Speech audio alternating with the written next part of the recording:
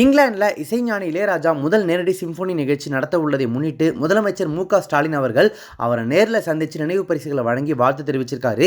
சென்னையில் உள்ள இளையராஜாவின் இல்லத்திற்கு நேரடியாக போன முதலமைச்சர் ஸ்டாலின் மார்ச் 8ஆம் தேதி லண்டனில் நேரடி சிம்பொனி இசை நிகழ்ச்சியை நடத்த உள்ள இளையராஜாவை வாழ்த்தினார்.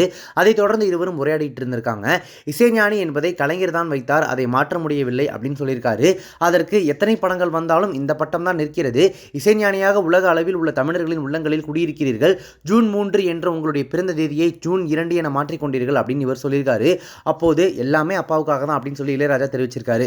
அதையடுத்து பேசிய ஸ்டாலின், எஸ்பி பாலசுப்ரமணியன் பாடல்கள் அடங்கிய சீடியில் பெரும்பாலும் உங்களுடைய இசைதான் உள்ளது, காரில் செல்லும் போது எப்போதும் அதைத்தான் கேட்கிறேன் அப்படின்னு சொல்லி உரையாடி இருக்காங்க. இது தொடர்பாக முதலமைச்சர் ஸ்டாலின் அவருடைய சோசியல் மீடியா பக்கத்தில் ஒரு போஸ்ட் ஒன்று போட்டிருக்காரு. அந்த பதிவில் இசைஞானி இளையராஜாவுடன் இன்றைய காலை பொழுது ஆசியாவிலேயே யாரும் செய்யாத சாதனையாக வரும் மார்ச் 8ஆம் தேதி அன்று லண்டன் மாநகரில் சிம்பொனி அரங்கேற்றத்தை நிகழ்த்த உள்ளார் நம் மனதிற்கினே ராஜா. தமிழ்நாட்டின் பெருமிதமான இசைஞானியின் இச்சாதனை முயற்சியை வாழ்த்துவதற்காக நேரில் சென்றேன். அப்போது தாம் கைப்பட எழுதிய வேலியன்ட் சிம்பொனி இசைக்குறிப்புகளை உற்சாகத்துடன் என்னிடம் காட்டி மகிழ்ந்தார். உலக தமிழர்களின் வாழ்வியலோடு இரண்டர கலந்த இசை மூச்சான இளையராஜாவின் கணக்கற்ற சாதனைகளில் இந்த சாதனை ஒரு மணிமகுடமென திகழ வாழ்த்துகிறேன் அப்படின்னு சொல்லி பதிவிட்டிருக்காரு. இளையராஜா அவர்கள் முதலமைச்சர் ஸ்டாலின் அவர்களுடைய இந்த போஸ்டரை ரீஷேர் பண்ணி உங்களுடைய பிஸி ஸ்கெடியூலுக்கு நடுவில் வந்து மீட் பண்ணி வாழ்த்து தெரிவிச்சதுக்கு நன்றி அப்படின்னு அவரும் சொல்லியிருக்காரு.